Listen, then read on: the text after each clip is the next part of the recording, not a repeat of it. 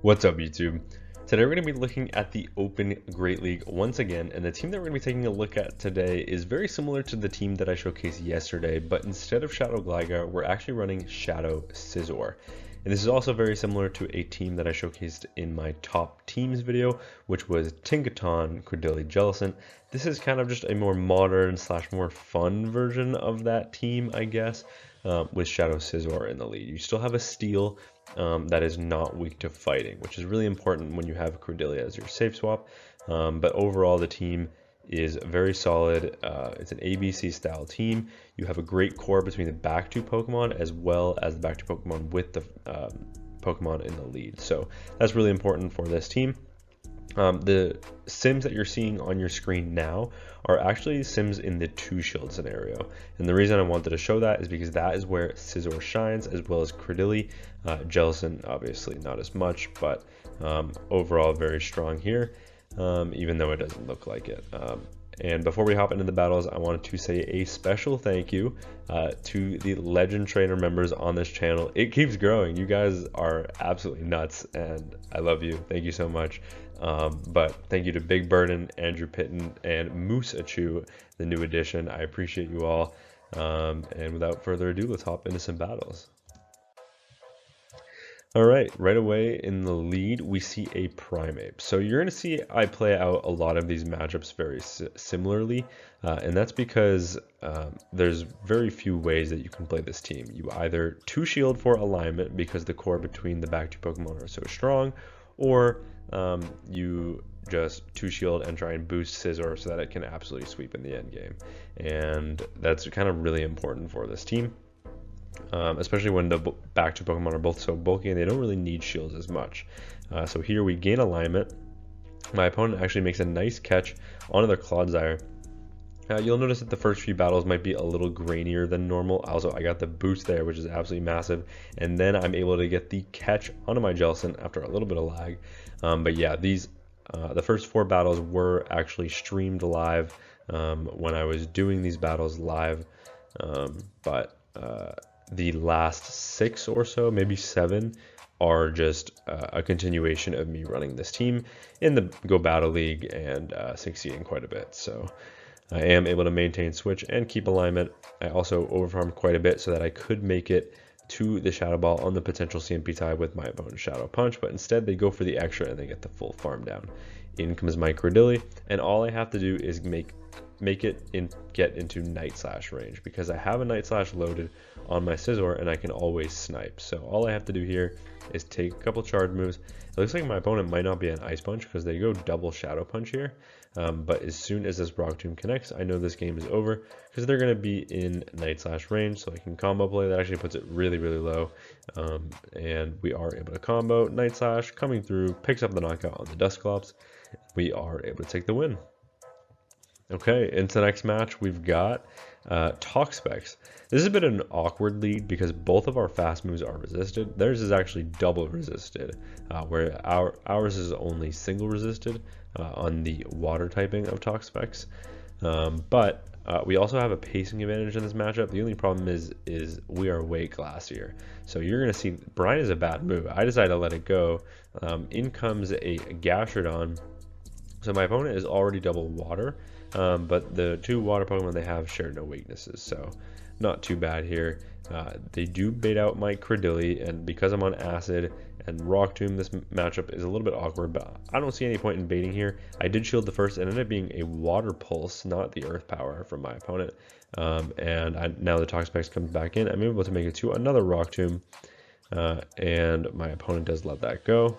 The reason I full sent the Grass Knot against the Gastrodon was because I didn't expect them to shield because I shielded, and they might have thought, oh, he's shielding so that he can get off a Rock Tomb and buff his attack, or buff his defense, and by lowering their attack, so that was why I full sent there. But anyways, I pivot into my Jellicent, and it is a Diggersby in the back.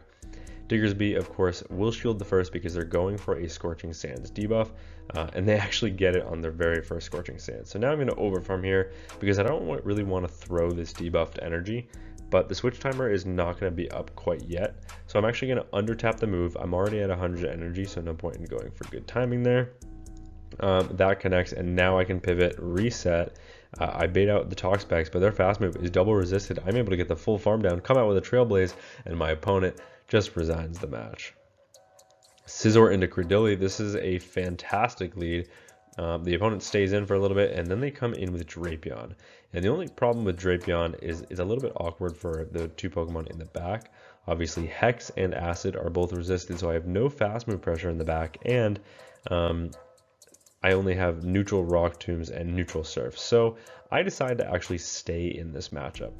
I know I can win CMP, so I'm throwing pretty much as soon as I get to these moves, and I'm willing to commit the double shield. That's exactly what I'm going to do, because I can still come out loaded with energy, and their Poison Stings are double resisted, which means they had 0 fast move pressure in this matchup, which means I can also now make it to a Trailblaze. This will hit the Azumarill for massive super effective damage, so they respect it for a shield, and then they undertap the move. This should only be an Ice Beam, which means it is resisted damage, and it is. That does absolutely nothing to the bulky Jellicent. Jellicent now over farming here. Gonna go for the Shadow Ball on the CMP tie with the Play Rough. Play Rough will not be enough to KO, but nor will the Shadow Ball. It does put them deep into the red, which is nice, and it can potentially set up a Hex farm down. The question is my opponent's switch timer up? And the answer is yes. In comes Credilli, but their Credilli is also on Acid, which is resisted in this matchup, which means I'm able to make it to a Shadow Ball. I'm just going to stay in this matchup and force my opponent to throw their energy, and they will. They'll throw as soon as I am getting to my Surf. Grass Knot picks up the knockout, but this Credilli doesn't have enough energy to do any meaningful damage to my SCIZOR. So in comes the SCIZOR. I'm able to get the full farm down. Back in comes the Azumarill. Azumarill will instantly be met with a Trailblaze here, and Trailblaze is super effective damage. It's massive overkill, and we are going to be able to get the farm down on the Drapion, so my opponent resigns the match, and we are able to take that win. Mirror Leads in the next match. Okay, so when I ran this team, I'm going to be completely honest with you, I ran into probably 24 Mirror Leads. I continued to run this team off camera because it's been extremely good for me. I've climbed up to nearly 2400 elo at this point. But every single matchup where I faced an opposing SCIZOR, I have lost CMP. I have not won CMP once, which is absolutely wild to me because I don't have the greatest SCIZOR. It has a 6th attack, so I have no idea. All of my opponents are running just even higher attack SCIZORs. You'll notice that I always play the 2 shield scenario, even when I'm losing it, because otherwise I can't really farm them down without them making a move, and fighting for alignment proves to be useful, especially in this matchup, because I have a Credilli on their Dedenne, which is a fantastic matchup for me, even though they have a shield, because Acid is super effective. Rock Tomb can lower their attack, and they can't go for Parabolic Charge to buff their defense. They have to go for Play Roughs in order to pick up the knockout, but Play Rough is not going to be enough to pick up the knockout here because I've lowered their attack, and then we have Jellicent in the alignment that it needs. It comes close, but it doesn't quite pick up the knockout. And the reason the Diggersby wasn't able to get too much energy on the Diggersby with the quick attacks is because I made sure I got really low on the SCIZOR before I took out their SCIZOR, which is why I went for the undercharge on the Night Slash, a little bit of extra energy in case they didn't have any fast move pressure into me in the back. I can outpace this Diggersby, make it to a Surf by throwing an alignment, and this Surf will be enough to pick up the knockout. And we are able to take that win. So you might see me do that a couple times where I undercharge the second, because I know my opponent is likely to not shield the second because they've already grabbed 2 shields in that matchup. Good lead in the next match, or decent lead in the next match. Gligar into SCIZOR. They end up pivoting into a Samurott, which is not a great matchup for them anyways because their Fury Cutters are resisted, and I'm going to be able to outpace by 1 singular turn because switching takes a turn. That said, as soon as I grab that shield from my opponent, I can now pivot into my Jellicent where my opponent is completely walled. Fury Cutter, Mega Horn, Hydro Cannon, all of it's resisted. So I'm going to farm up to 100 energy, now picking up the knockout with a Shadow Ball unless my opponent commits a shield. They do not, they let that go. So now we have switch advantage and shield advantage in this matchup. Are they going to come back in with the Gligar? No, they're going to come in with a Lapras instead. This Lapras is instantly going to be met with a Shadow Ball. And now I'm going to pivot into my Credilli.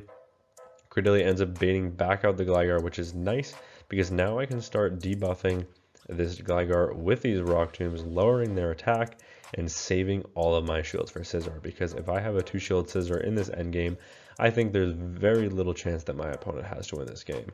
They end up full setting the dig. I'm able to make it to yet another Rock Tomb, and this Rock Tomb will pretty much pick up the knockout unless my opponent commits a shield, and they do commit a shield. Can they get the full Fury Cutter farm down?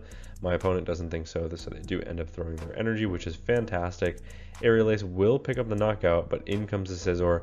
SCIZOR will be met with a Sparkling Aria here unless I go for a catch, which is why you see me go for the catch on the Jellicent. My opponent was unable to get the farm down without me making a move, so they end up throwing their energy. They're still able to make it to another Sparkling Aria, and I know they have energy on this Gligar, so I have to be a little bit careful. Can I make it out with a charge move? I can, and as soon as I do, this game is over, and we are able to take the win. Into next match, picking up an okay lead, SCIZOR into Lapras. The only issue here is we can't really go for a threatening charge move before my opponent because they have a pacing advantage. They will be able to get to the Sparkling Aria before I get to the Trailblaze. I end up clicking the Trailblaze right away just so I can instantly boost these bullet punches, and they make a pretty nice catch onto their Gligar. The only problem with that is I'm going to be able to outpace, make it to a Night Slash on what would be a potential CMP tie. Actually, they should be able to outpace me by one turn if they don't get any switch lag there. I actually get the boost, which means I'm able to get the full farm down if my opponent tries to throw one in the move, and that's exactly what they do. I end up making a mistake. I should have thrown one bullet punch and then pivoted into my Credilli as soon as I saw this Talon Flame, but I didn't, and that's okay because Credilli still has a good matchup into both of the final Pokemon, which means we are going to grab both of these shields from my opponent. And now, as soon as I grab this shield, I have the alignment that I want. I have Credilli on the Talon Flame, and I have Jellicent on the Lapras, where everything is resisted. They're already debuffed. This is an abysmal matchup for my opponent, and I can overfarm here so that I can have a Surf to threaten the Talon Flame coming out of this matchup. I just have to watch for a catch here. I'm going to farm up to 100 energy, and now I'm going to pick up the knockout with the Shadow Ball. My opponent, I'm pretty sure they don't have any energy, so I am going to throw one Hex and the Surf, and then this will put the opponent really low or pick up the knockout, and we are able to take the win. Into the next match, we have Shadow SCIZOR into Wiggly. This is another fantastic lead, and my opponent is actually staying in this matchup, which is ridiculous. I don't see any point in baiting here because if I do and they call it, they can just click the move and then threaten knockout. So what I'm going to do is I'm going to throw one fast move and catch on my Jellicent in case they go for a Swift, and they do. So that is double resisted damage. They end up pivoting into a Morpeko in the back, but Morpeko will now be met with a Surf from the Jellicent because of that sneak we got on the Hex. My opponent actually lets that go, and as soon as they do, I'm like, you know what? Even though Bullet Punch is resisted here, I think I can get a Bullet Punch farm down and come out with some energy. I don't think I'd be able to get the Acid farm down before my opponent is able to get to another Aura Wheel, and we are able to get the full farm down with the resisted Bullet Punches, which is absolutely insane. Are they going to come back in? No, they're going to come in with a Spiritomb, which is a little bit awkward here because Night Slash is neutral, but my opponent ends up committing the shield, hoping they can get a Rock Tomb off on whatever is in the back, and that proves to be a problem because this Rock Tomb will do some meaningful damage. So I'm going to commit the shield. I'm probably going to have to go for a Rock Tomb of my own. No, I'm actually going to go for the Grass Knot. I think this is a misplay because one Grass Knot will not be enough to pick up the knockout, whereas maybe double Rock Tomb would have been the play to go. That said, I'm able to make it to a second Rock Tomb on the CMP tie, which means this game is over because as soon as this Rock Tomb connects, their Spiritomb is going to go down. Wiggly is going to get completely Acid farm down before they can charm me down, and we are able to take that win.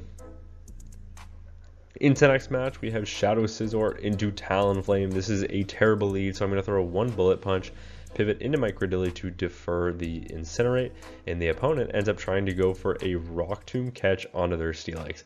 Pretty nice play because that would be double resisted on the ground and steel typing, but I do hold on to my energy because I would have liked to go fire off my energy on good timing. That said, I'm able to connect with two Grass Knots, but my opponent knows I can never Acid farm them down because Acid is triple resisted in this matchup. And even though their Thunder Fangs are resisted, these Psychic Fangs are going to start adding up. So I kind of just have to let this go and hope that I live.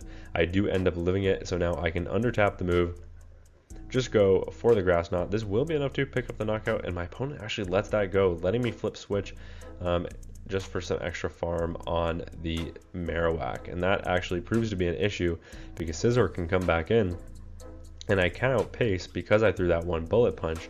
But I'm going to grab a shield, and now my opponent still has energy on their Talon Flame, so I have to let this go. It is the Bone Club. Bone Club doesn't actually quite KO the SCIZOR, which is nice because we have that for a potential catch later in this game. I am going to go for the Surf here right before they make it to their next Bone Club. This will be able to pick up the knockout, and I have a lot of energy still coming out of this matchup. My opponent is able to make it to another Bone Club. I have to let this go. I know they have energy on that Talon Flame, so I am forced to let this go. I'm now going to go for the Surf. My opponent makes a pretty nice catch onto the Talon Flame, but this means all of their energy is going to go to waste. No, they actually live it on 1 HP. They're able to make it to a charge move here, but I know I can get the Hex farm down before they get the farm down, and they do not have a move loaded on that Marowak, which means I can just click the move. Surf is super effective damage. My opponent is ABA weak to water, and Surf picks up the knockout on the Marowak, and we are able to take that win. Into the next match, we have Shadow SCIZOR into Tentacru. We've seen a similar lead in Talk Specs. This is pretty neutral, but an awkward matchup.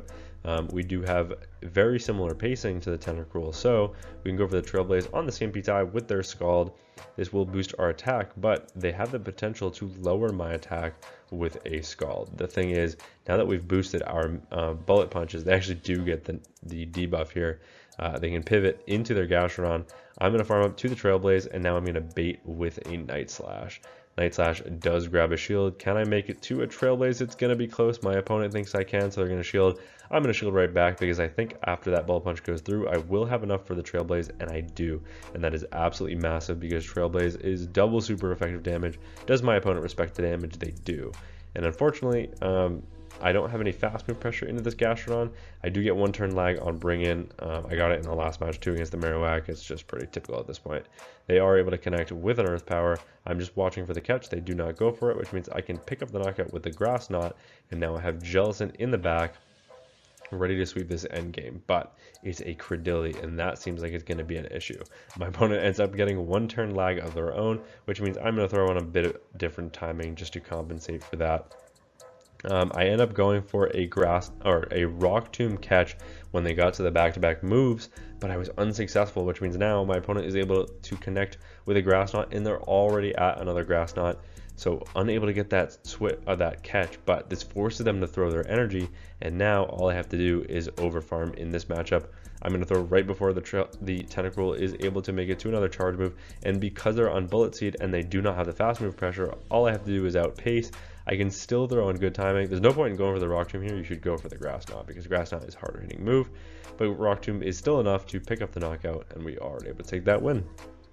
Into the final match of the video, SCIZOR into Drifblim. Fortunately, it's the non-Shadow Drifblim, which means we can actually live these Astonishes. My opponent ends up going for a catch onto their Drapion, and I don't want to waste all of my energy because that energy can go far in this endgame.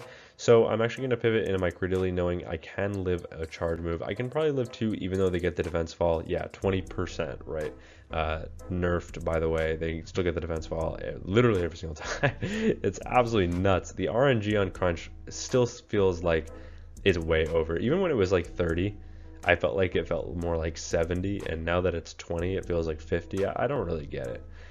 Either way, we're able to get the full Bullet Punch farm down, but my opponent does win switch.